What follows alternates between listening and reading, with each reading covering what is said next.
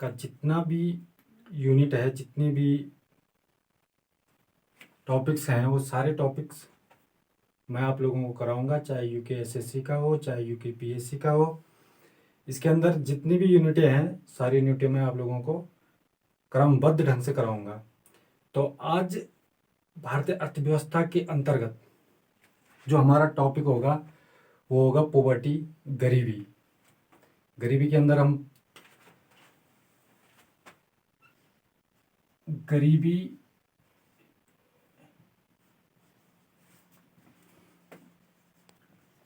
Poverty, गरीबी क्या है, गरीबी कहते किसे हैं। सामान्य सी भाषा में अगर हम गरीबी को देखेंगे तो अधिकतर बोलते हैं कि रोटी कपड़ा मकान। सामान्य सी भाषा में यही दिखता है कि रोटी कपड़ा और मकान। जो व्यक्ति इन मूलभूत आवश्यकताओं को पूरा नहीं कर पाता है, या उसको हम सामान्य सी भाषा में गरीब कहेंगे। लेकिन आधुनिक भाषा की अगर हम बात करें तो आधुनिक भाषा के अंतर्गत आधुनिक जो परिभाषा होगी,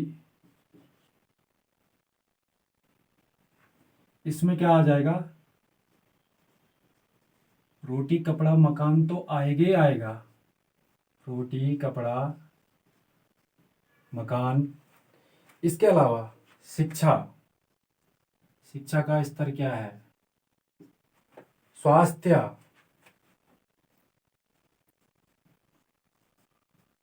स्वास्थ्य का स्तर क्या है,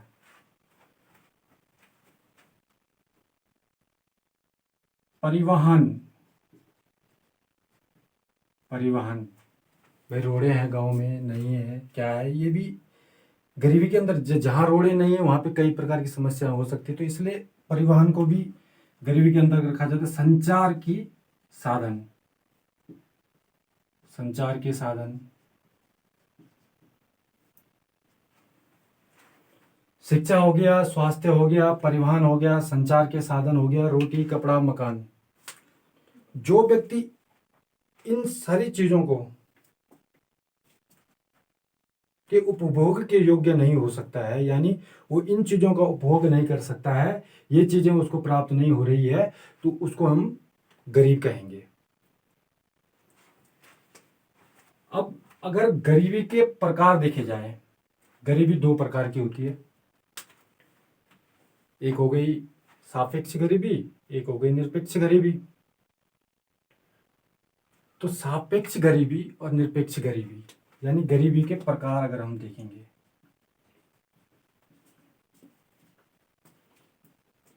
गरीबी के प्रकार, टाइप्स ऑफ पॉवर्टी, तो इतना तो आप लोग समझ गए होंगे कि गरीब, गरीब कहते किसे हैं, यानी जिस व्यक्ति को, जो व्यक्ति अपनी मूलभूत आवश्यकताओं को पूरा नहीं कर पाता है। मूलभूत आवश्यकताएं क्या होगी, रोटी होगा, कपड़ा होगा, मकान होगा।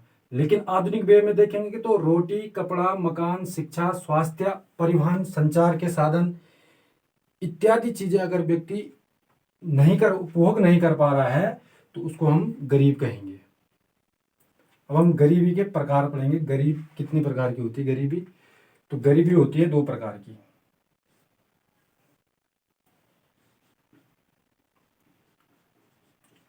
सबसे पहले सापेक्ष गरीबी, सापेक्ष गरीबी यानी रिलेटिव पॉवर्टी। उसके बाद निरपेक्ष गरीबी,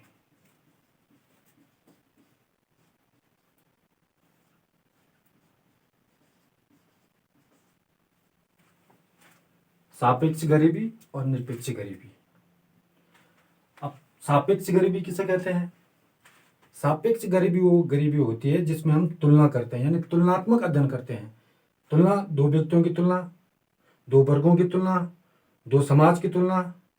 जब हम उनकी आय की तुलना करते हैं तो वो सापेक्ष गरीबी हो गई। और निरपेक्ष गरीबी जो है, निरपेक्ष गरीबी के अंतर्गत हम मूलभूत आवश्यकताएं, जो व्यक्ति अपनी मूलभूत आवश्यकताएं पूरी नहीं कर पाता है, उसको हम निरपेक्ष गरीबी कहेंगे। तो सापेक्ष गरीबी में हमने क्या बोला था, तुलना करेंगे, तुलना करेंगे। तुलना, दो व्यक्ति, दो वर्ग, दो समुदाय। दो व्यक्ति का मतलब वही है कि एक व्यक्ति की आय अगर 1,000 रुपए है, दूसरे व्यक्ति की आय 500 रुपए है, तो जैसे ए है, ए की आय 1,000 रुपए और बी की आय 500 रुपए, तो यानी ए की आय 1,000 रुपए, बी की आय 500 रुपए, तो ए बी क्या हो गया, ए की अपेक्षा ए के सापेक्ष गरीब हो गया। यानी ए की आय 1,000 रुपए है, बी की आय 500 रुपए है, तो बी क्या हो गया, ए के सापेक्ष गरीब हो गया। तो इसे कहेंगे सापेक्ष गरीबी। अब जैसे ए के पास मकान है, बी के पास कच्चा मकान है, ए के पास मोटरसाइकिल है, बी के पास साइकिल है। तो सापेक्ष गरीबी को अगर हम देखेंगे तो जहां पर हम तुलना करेंगे, आय की तुलना करेंगे, तो सापेक्ष गरीबी हो गई। सापेक्ष गरीबी जो है, ये सबसे पहले करती क्या है, आय की असमानता। आय की असमानता,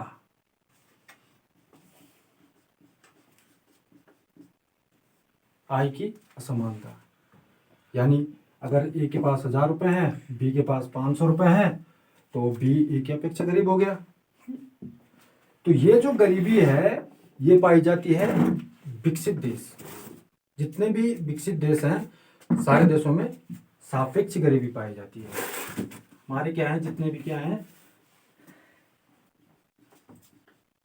विकसित देश, डेवलप जो कंट्री है हमारी, इन सारी कंट्रियों में सापेक्ष गरीबी पाई जाती है। इतना तो आप लोगों को समझ आ गया होगा कि सापेक्ष गरीबी है क्या चीज। यानी जहां पर हम आय की तुलना करें, या दो व्यक्ति की आय की तुलना करें, या दो वर्गों की तुलना करें, या फिर दो समुदायों की तुलना करें, आय की तुलना करें, या उसकी भौतिक सुख सुविधाओं की तुलना करें, या संपत्ति की तुलना करें, वो सब सापेक्ष गरीबी के अंतर्गत आएगा। अब निरपेक्ष गरीबी, निरपेक्ष गरीबी मैंने कहा था, निरपेक्ष गरीबी क्या है, मूलभूत आवश्यकताएं।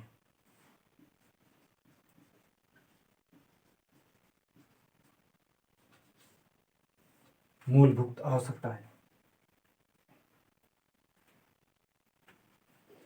निरपेक्ष गरीबी का जो कॉन्सेप्ट है, ये कॉन्सेप्ट दिया था 1945 में एफओ के डायरेक्टर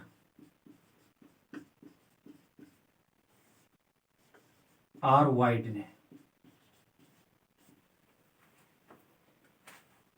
ये जो निरपेक्ष गरीबी है, इसका मतलब है कि जो व्यक्ति अपनी मूलभूत आवश्यकताएं पूरा नहीं कर सकता है, और ये कॉन्सेप्ट 1945 में हमारे एफओ के जो डायरेक्टर रहे हैं आर वाइट, उन्होंने निरपेक्ष गरीबी की अवधारणा को दिया था। एफओ तो आप सब लोगों को पता है, विश्व खाद्य और कृषि संगठन। 1945 में डायरेक्टर आर वाइट ने इस कॉन्सेप्ट को दिया था। इसमें वही है, मूलभूत आवश्यकताएं। हमको पता है मूलभूत आवश्यकताएं क्या होती है हमारी, रोटी, कपड़ा, मकान, शिक्षा, स्वास्थ्य, सड़क, परिवहन, यातायात, संचार सुविधाएं, ये सारी हमारी क्या है, मूलभूत आवश्यकताएं। ये हो गई रोटी, कपड़ा, मकान, शिक्षा, स्वास्थ्य, परिवहन, संचार की सुविधाएं। तो जो व्यक्ति इन सारी सुविधाओं को प्राप्त नहीं कर सकता है, वो निरपेक्ष गरीबी के अंतर्गत आएगा। सापेक्ष गरीबी हो गई, निरपेक्ष गरीबी हो गई। इतना तो समझ आओगे गरीबी है क्या। गरीबी क्या है, जो व्यक्ति, गरीबी वो है जो रोटी, कपड़ा, मकान, रोटी, कपड़ा, मकान, शिक्षा, स्वास्थ्य, परिवहन, संचार के साधन, ये सारी सुविधाएं जिस व्यक्ति को नहीं मिल रही है, वो गरीब है। गरीबी के हमने दो प्रकार पढ़े, एक सापेक्ष गरीबी, निरपेक्ष गरीबी, रिलेटिव एब्सोल्यूटिव गरीबी और रिलेटिव गरीबी। सापेक्ष गरीबी में हमने दो व्यक्तियों की, दो समुदायों की, दो वर्गों की हम तुलना करते हैं, यानी उसकी आय की तुलना, उसकी संपत्ति की तुलना, उसके जितने भी भौतिक संसाधन हैं उनकी तुलना हम सापेक्ष गरीबी के अंतर्गत करते हैं। निरपेक्ष गरीबी के अंतर्गत हम मूलभूत आवश्यकताएं, वही रोटी कपड़ा मकान, ये चीजें जिस व्यक्ति को प्राप्त नहीं होगी वो निरपेक्ष गरीबी होती है। निरपेक्ष गरीबी का जो कॉन्सेप्ट है वो 1945 में FAO के डायरेक्टर आर वाइड ने दिया था।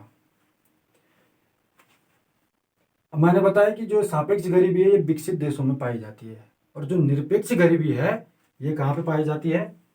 विकासशील देशों में। जितने भी विकासशील देश हैं,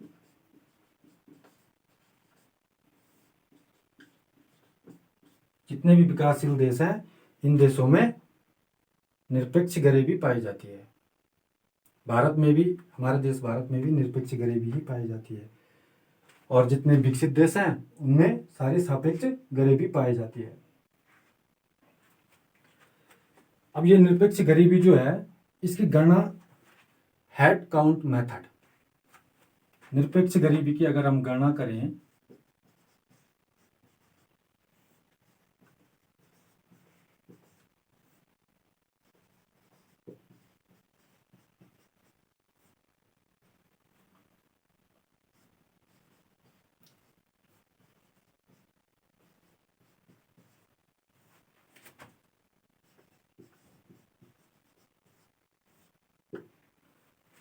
हेड काउंट विधि, यानी इसमें व्यक्तियों के सिरों को गिना जाता है।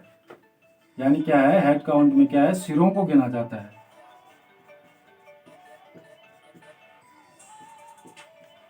सिरों को गिना जाता है। सिरों का मतलब एक एक व्यक्ति को, इसमें टोटल जनसंख्या जो देश की होगी उसमें जितने भी व्यक्ति होंगे प्रत्येक व्यक्ति को गिना जाएगा, इसलिए इसे हेड काउंट मेथड कहते हैं। ये होगी निरपेक्ष गरीबी। तो अब हम बात करेंगे सापेक्ष गरीबी का आकलन। सापेक्ष गरीबी का आकलन हम कैसे करें, तो अभी बात करते हैं। आज हम बात करेंगे सापेक्ष गरीबी का आकलन करेंगे कैसे। सापेक्ष गरीबी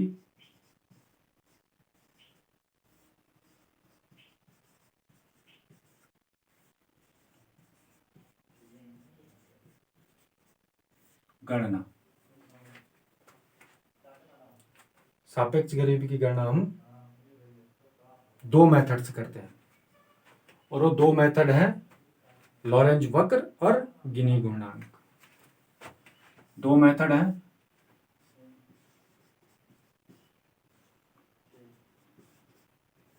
लॉरेंज वक्र और दूसरा है गिनी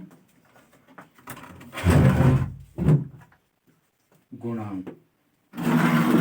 लॉरेंज वक्र और गिनी गुणांक की मदद से हम सापेक्ष गरीबी की गणना करते हैं। तो चलो बात करते हैं गिनी गुणांक, लॉरेंज वक्र क्या है।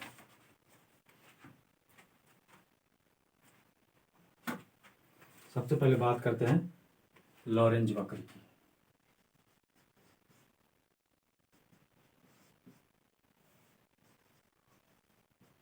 लॉरेंज वक्र,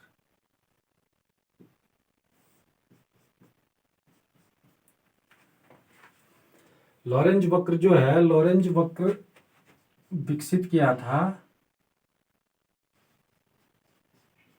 लॉरेंज ने 1905 में विकसित किया। ध्यान रखना कि लॉरेंज वक्र और गिनी गुणांक ये आय की असमानता जो है इसका अध्ययन करते हैं। तो ये जो लॉरेंज थे, इन्होंने सबसे पहले क्या करा कि विभिन्न व्यक्तियों को विभिन्न आयु वर्गों में बांटा। यानी इन्होंने क्या करा, विभिन्न आयु वर्ग दिए। तो इसके लिए एक डायग्राम बना देते हैं। इन्होंने क्या करा, ये हो गए विभिन्न आयु वर्ग, विभिन्न आयु वर्ग और राष्ट्रीय आय में इनका संचयी हिस्सा।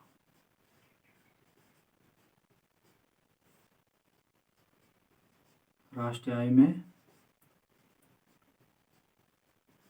संचयी हिस्सा।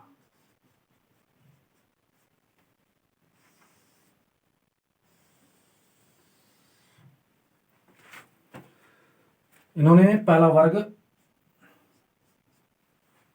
उच्च आयु वर्ग,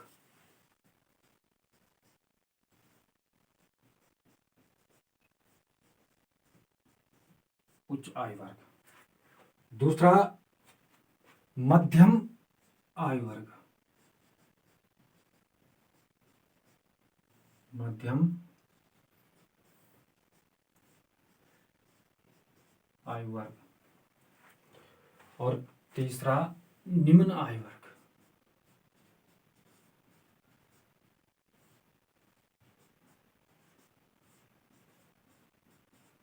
निम्न आयु वर्ग। लेकिन इन्होंने क्या करा कि जो मध्यम आयु वर्ग है इसको भी 3 भागों में बांटा। मध्यम जो आयु वर्ग है, 5 आयु वर्ग दिए इन्होंने, जो मध्यम आयु वर्ग है इसको 3 हिस्सों में बांटा है। पहला है इसमें उच्च मध्यम,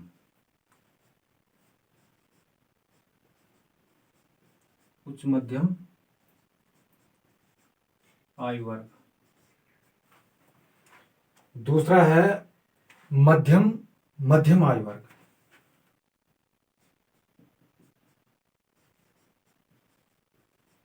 मध्यम मध्यम आयु वर्ग।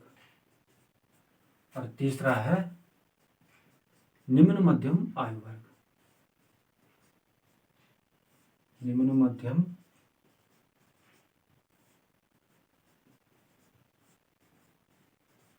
आयु वर्ग। ये हो गए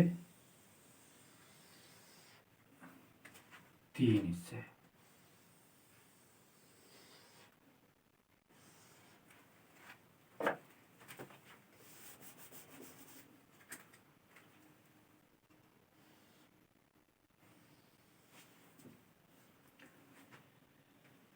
इसको थोड़ा सा और छोटा कर देते हैं ताकि स्पेस बच जाए, हमारे पास जगह बचे। राष्ट्रीय आय में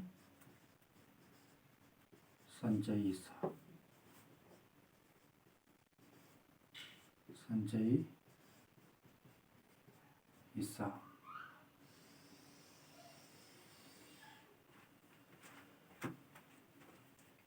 तो लॉरेंज जो थे, लॉरेंज ने क्या करा, लॉरेंज की जो थ्योरी थी, लॉरेंज बोलते हैं कि प्रत्येक आयु वर्ग के पास क्या हो, प्रत्येक आयु वर्ग को हम 20-20% में बांट दें। यानी इसको भी 20%, इसको भी 20%, इसको भी 20%, इसको भी 20% और उच्च आयु वर्ग 20%। तो इनका कहना था कि प्रत्येक आयु वर्ग जो है वो 20-20% आयु वर्ग है। तो यानी 20, 20, 20, 40, 60, 80 और 100 हो गया ना, 100। अब ये बोलते हैं कि अगर प्रत्येक आयु वर्ग के पास 20-20% हिस्सा है और प्रत्येक आयु वर्ग के पास 20-20% क्या हो, राष्ट्रीय आय में हिस्सा हो, ये इनका कहना है।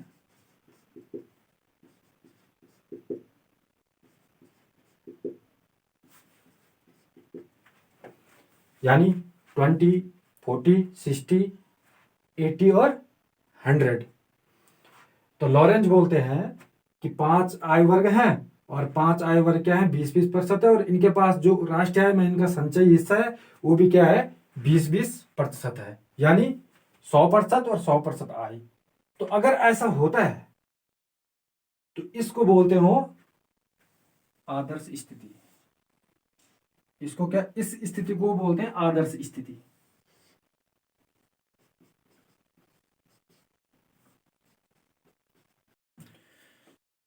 तो लॉरेंज की थ्योरी क्या थी, ओ एम लॉरेंज, तो इन्होंने बोला था कि किसी भी देश में अगर 5 आय वर्ग हैं और उनके पास उनका राष्ट्रीय आय में 20% हिस्सा है, और अगर ऐसा किसी देश में होता है तो वो देश आदर्श स्थिति में होगा, वहां पर कोई भी गरीब नहीं होगा। ये इनका कहना था, लेकिन ऐसा नहीं होता था। इनका जो कहना था कि ऐसा किसी देश में नहीं होता है, तो इन्होंने क्या करा कि किसी देश में कितना कितना हिस्सा होता है किसी भी, इनका जो स्वतंत्र, अब इसमें मैं आगे बात करता हूं।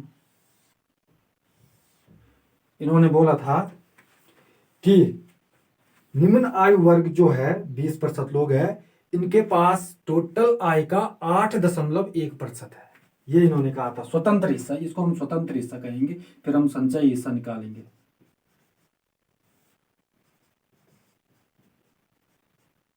स्वतंत्र हिस्सा, तो जो हमारा सबसे पहले निम्न आय वर्ग है, इस 20% है, इसके पास टोटल राष्ट्रीय आय का 8.1%,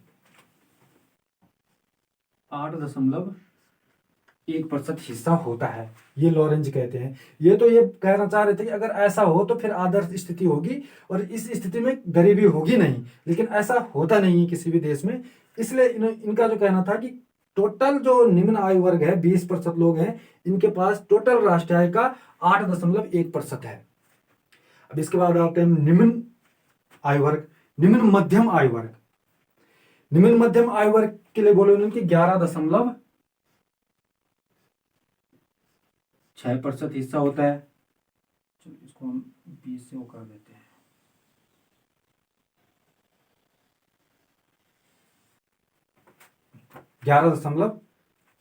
इसको भी 20 से वो कर देते हैं।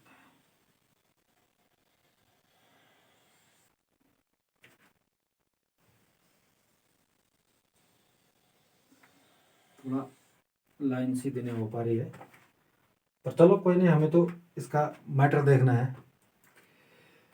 इसका बताया था 11.6%। अब जो मध्यम वर्ग है, मध्यम आय वर्ग, इसके पास 15% हिस्सा।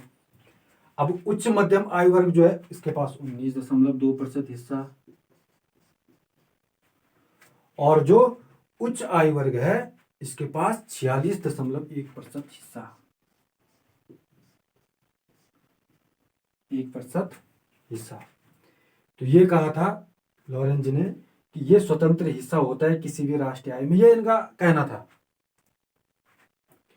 8.1 निम्न आय वर्ग, निम्न मध्यम आय वर्ग 11.6, मध्यम आय वर्ग 15%, उच्च मध्यम आय वर्ग 19%, और मध्यम ये उच्च आय वर्ग 46.1% हिस्सा होता है टोटल राष्ट्रीय आय का। अब हमें क्या करना है, इनका संचयी हिस्सा निकालना है।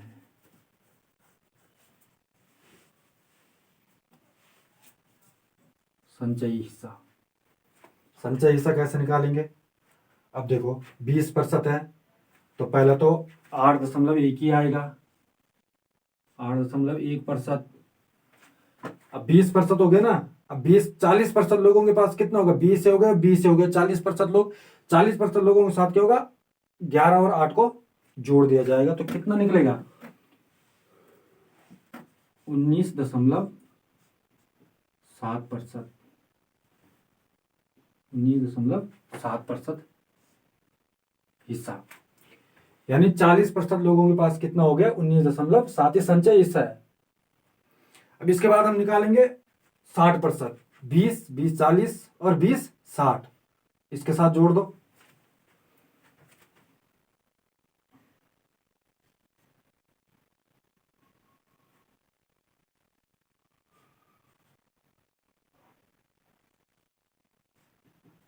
(34.7%) 20, 20, 40, 20, 60। अब है उच्च मध्यम आय वर्ग का संचय हिस्सा क्या होगा, तो इसके साथ इसको जोड़ दिया जाएगा।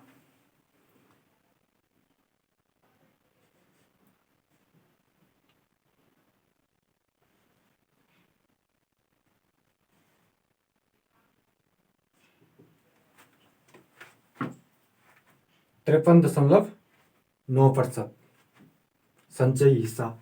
अब टोटल 100% लोगों के पास क्या होगा, 20% के पास हो गया 8.1, 40% के पास 19.7, संचयी हिस्से की बात करें 19.7, मध्यम आयु वर्ग के पास हो गया 34.7, ये हो गया 60%। अब ये है 80%, 80% लोगों के पास है, टोटल राष्ट्रीय आय का 53.9%। और 100% लोगों के पास क्या होगा, 100% होगा, स्वाभाविक है, 46 इसके साथ काउंट कर दो, 100% हिस्सा हो गया। ये तो उन्होंने टेबल बनाई कि ऐसा होता है। अब हम इसको ग्राफ के माध्यम से समझेंगे, इसी चीज को ग्राफ में रखना है। तो उसके लिए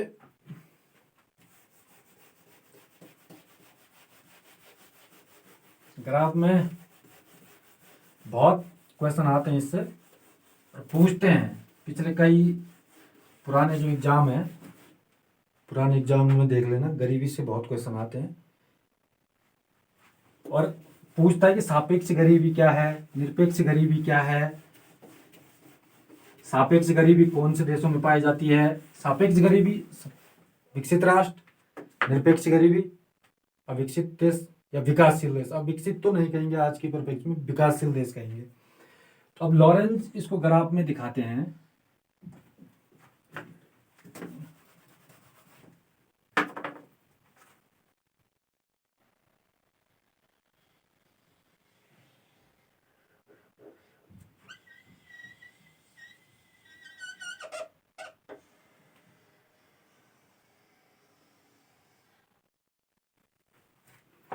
यहां पर लिख देते हैं हम विभिन्न आय वर्ग,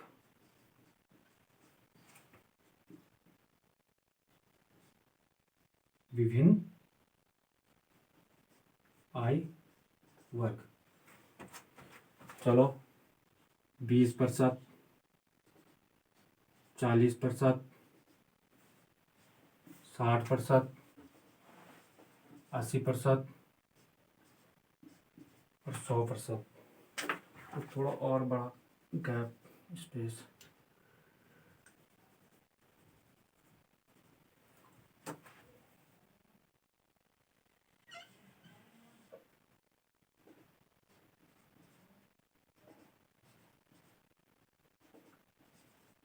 अस्सी। ये तो विभिन्न आय वर्ग हो गए, ये है ना 20, 40, 60, 80 और 100। और यहां पे आएगा राष्ट्रीय आय में संचयी हिस्सा, राष्ट्रीय आय में संचयी हिस्सा।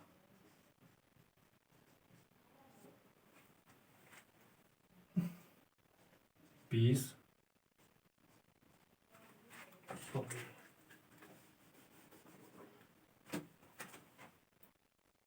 20, 40, 60, 80 और 100,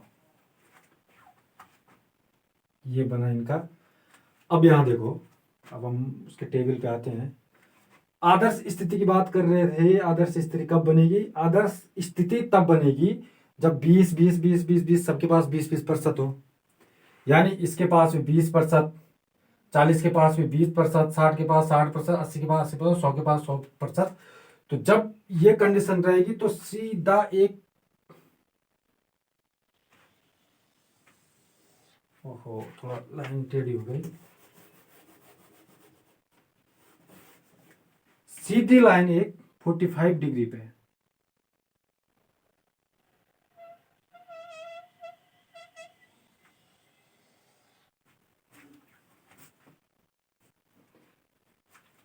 ये जो लाइन है 45 डिग्री पे, जब आदर्श स्थिति होगी, ये होगी आदर्श स्थिति।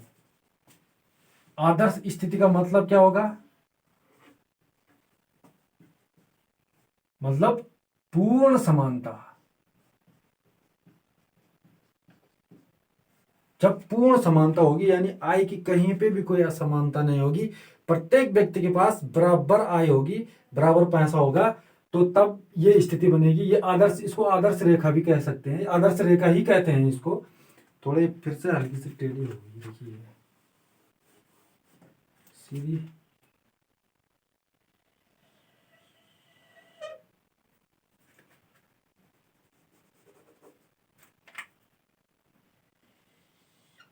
ये हो गई। जब किसी भी देश में आय की पूर्ण समानता हो तब ये स्थिति बनती है। ये आदर्श लाइन है, यानी कहीं पे भी आय की कोई असमानता नहीं है। लेकिन अब लॉरेंज वक्र कैसे बनेगा? अब आते हैं यहां संचय हिस्सा। लॉरेंज वक्र क्या कहता है कि 20% लोगों के पास 8.1, 20% जो लोग हैं इनका संचय हिस्सा होगा 8.1। तो ये 20 हो गया, 8.1 लगभग लगभग इधर आएगा कहीं। ये 40% लोगों के पास 19.7%, तो 40% 19.7 ये कहीं यहां आएगा। इसके बाद 60% लोगों के पास 34.7%, तो 60% लोगों के पास 34 दशमलव, तो ये यहां कहीं आएगा। 30, 34, चलो थोड़ा सा ऊपर ले लो इसको। और 80% लोगों के पास क्या है? 53.9%, 53.9% यहां मान के चलो। ये है ना, यहां से यहां मान के चलो। इसके बाद 100% लोगों के पास 100% यही मान लो। अब हम इसको मिलाते हैं।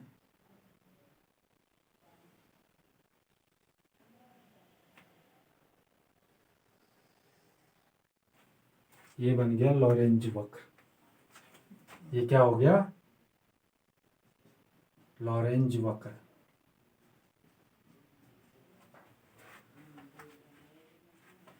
ये हो गई आदर्श लाइन। ये विषमता है। ये जो डैश डैश है ये सारी क्या है? आई की विषमता। हम देखेंगे कि जितनी ये लाइन आदर्श स्थिति से दूर होगी उतनी उस देश में आई की विषमता होगी। यानी ये अगर दूर जाएगी तो विषमता बढ़ती जाएगी, और जितनी ये लाइन पास में होगी उतनी समानता होगी। तो ये वाला जो क्षेत्र है इसको हम एक्स से प्रदर्शित करते हैं, और जो ये नीचे वाला क्षेत्र है ये वाई हो गया। यानी इससे 2-3 चीजें निकल के आती है। पहली बात तो यह है कि जब आदर्श रेखा से लॉरेंज वक्र जितनी दूर होगा उतनी असमानता होगी। यानी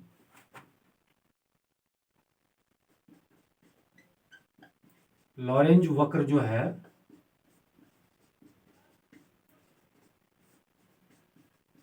आदर्श रेखा से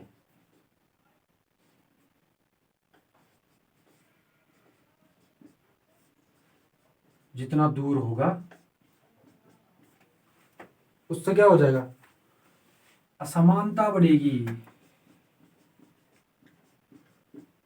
समानता बढ़ेगी। और दूसरी स्थिति क्या है? जितना नजदीक होगा समानता बढ़ेगी। नजदीक में क्या होगा? समानता बढ़ेगी। ये लाइन जो है ये जितनी दूर होगी उतनी असमानता होगी, जितनी नजदीक होगी उतनी समानता होगी। ये कहा था लॉरेंज ने। यही पूछा जाता है कि लॉरेंज वक्र की जो ये लाइन है, लॉरेंज वक्र अगर आदर्श लाइन से नजदीक है तो क्या होगा? क्वेश्चन जो बनेगा, क्वेश्चन बनते हैं कि लॉरेंज वक्र जो है अगर आदर्श लाइन के समीप जाता है तो आई की समानता बढ़ेगी या असमानता बढ़ेगी? अगर नजदीक जाता है तो स्वाभाविक है समानता बढ़ रही है, अगर दूर होता है तो असमानता बढ़ रही है। क्वेश्चन यहीं से यही पूछा जाता है। एक क्वेश्चन तो यही आता है कि अगर आदर्श लाइन किसी भी देश में अगर आदर्श लाइन से दूर अगर लॉरेंज वक्र जा रहा है तो क्या होगा? असमानता बढ़ेगी। नजदीक आएगा समानता बढ़ेगी। तो ये पूरा लॉरेंज ने अपना पूरा, एक बार फिर मैं आपको बता देता हूं कि सापेक्ष गरीबी की गणना हमें 2 प्रकार से करते हैं। एक हो गया लॉरेंज वक्र और दूसरा हो गया गिनी गुणनांक। लॉरेंज वक्र जो है इसको विकसित किया था लॉरेंज ने 1905 में। मैक्स ओ लॉरेंज 1905 में मैक्स ओ लॉरेंज ने इसको विकसित किया था। मैक्स ओ लॉरेंज, मैक्स और लॉरेंज ने इसको विकसित किया था। इन्होंने क्या करा कि किसी भी देश की जनसंख्या को विभिन्न आयु वर्ग में बांट दिया और राष्ट्रीय आय में उनका संचय हिस्सा फिक्स कर दिया। तो ये दो स्थितियां बताते हैं। पहली स्थिति है कि 5 आयु वर्ग हैं, उच्च आयु वर्ग 20%, मध्यम आयु वर्ग 20%, मध्यम आयु वर्ग 20%, निम्न मध्यम आयु वर्ग 20% और निम्न आयु वर्ग 20%। ये बोलते हैं कि अगर किसी भी देश में इनके पास बराबर 20-20% अगर इनका संचयी हिस्सा राष्ट्रीय आय में है तो वो देश आदर्श स्थिति में होगा, वहां पर गरीबी बिल्कुल भी नहीं होगी। लेकिन वो बोलते हैं कि ऐसा असंभव है किसी भी देश में। इसलिए इन्होंने क्या माना है कि प्रत्येक आय वर्ग के पास अलग अलग राष्ट्रीय आय का हिस्सा होता है।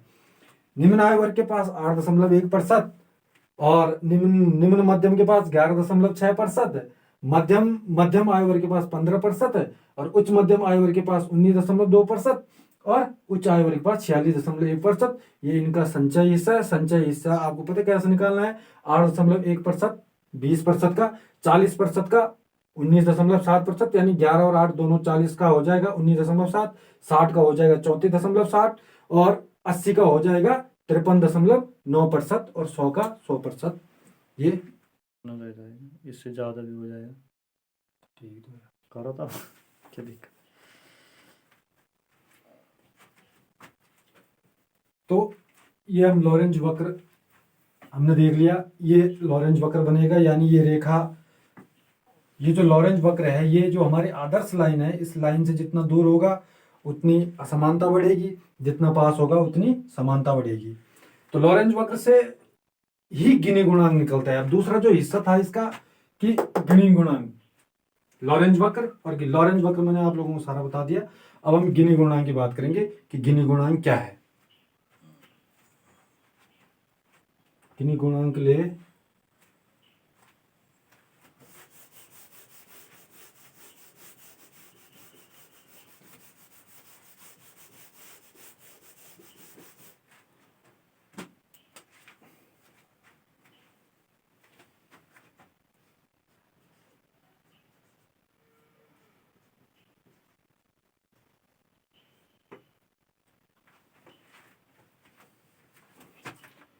गिनी गुणांक जो है, ये अवधारणा 1912 में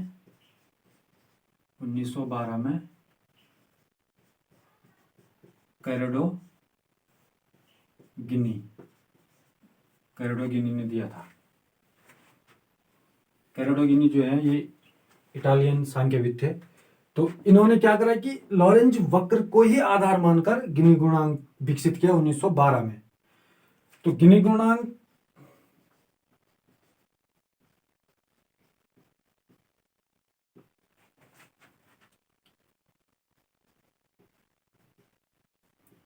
आदर्श रेखा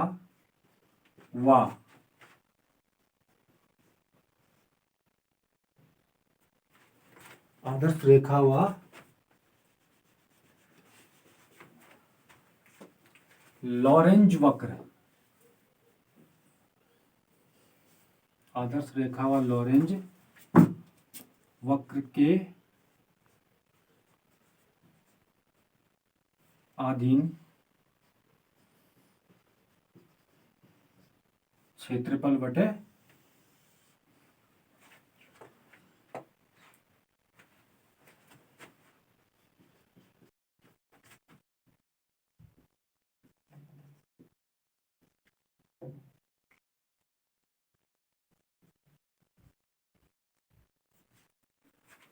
गिनी गुणांक निकलेगा आदर्श रेखा व लॉरेंज वक्र के अधीन क्षेत्रफल, यानी ये वाला, ये आदर्श रेखा और लॉरेंज वक्र के अधीन जो क्षेत्रफल है, और आदर्श रेखा के अधीन कुल क्षेत्रफल, यानी आदर्श रेखा के अधीन कुल क्षेत्रफल, यानी यहां से लेकर और यहां तक पूरा क्षेत्रफल जो है वो उसके अपोन में आ जाएगा।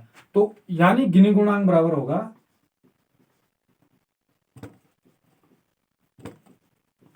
x बटे, यानी आदर्श रेखा के अधीन क्षेत्रफल यानी x, यही तो माना है हमने। आदर्श रेखा के अधीन क्षेत्रफल हमने क्या माना है? x माना है। और आदर्श रेखा और लॉरेंज वक्र के अधीन क्षेत्रफल, ये है ना, ये बीच वाला जो हिस्सा है, ये बीच वाला जो हिस्सा है, इसको हमने x माना है। और ये जो टोटल क्षेत्रफल है y, यानी आदर्श रेखा के अधीन कुल क्षेत्रफल, यानी कुल क्षेत्रफल ये पूरा वाला हिस्सा। तो यानी बराबर क्या होगा, x बराबर x प्लस वाई, यही गिनी गुणांक है। बस इतना सही गिनी गुणांक है। अब सपोज दैट एक दो एग्जांपल लेते हैं, सॉल्व करेंगे। जैसे ये 3 है और ये 7 है, तो गिनी गुणांक निकालना है 3, यानी x कितना है 3 और y कितना है 7। तो गिनी गुणांक क्या है, आदर्श रेखा के अधीन कुल क्षेत्रफल x प्लस वाई, यानी 3 प्लस 7 कितना निकल रहा, 0.30। चलो इसको 5 मानते हैं, इसको 3 मानते हैं।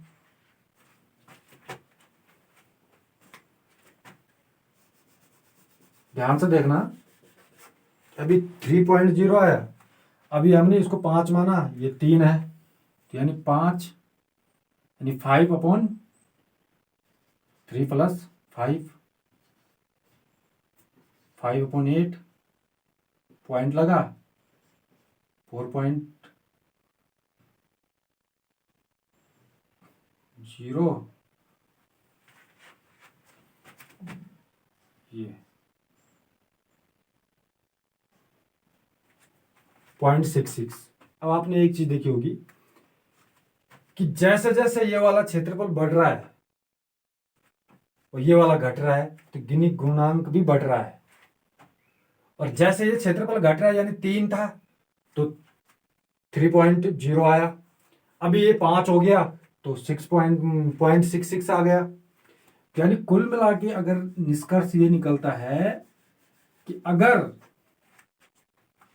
असमानता बढ़ती है तो गिनी गुणांक भी बढ़ेगा। गिनी गुणांक 0 से 1 के बीच, इसका जो मान आएगा वो 0 से और 1 के बीच में आएगा। गिनी गुणांक का मान 0 से 1 के बीच में आएगा। 0 का मतलब, 0 मीन्स पूर्ण समानता, 0 मीन्स पूर्ण समानता, और 1 मीन्स अगर 1 किसकी का आता है तो पूर्ण असमानता। पूर्ण असमानता ये हो गया गिनी गुणांक। एक बार मैं फिर से आपको बता देता हूं।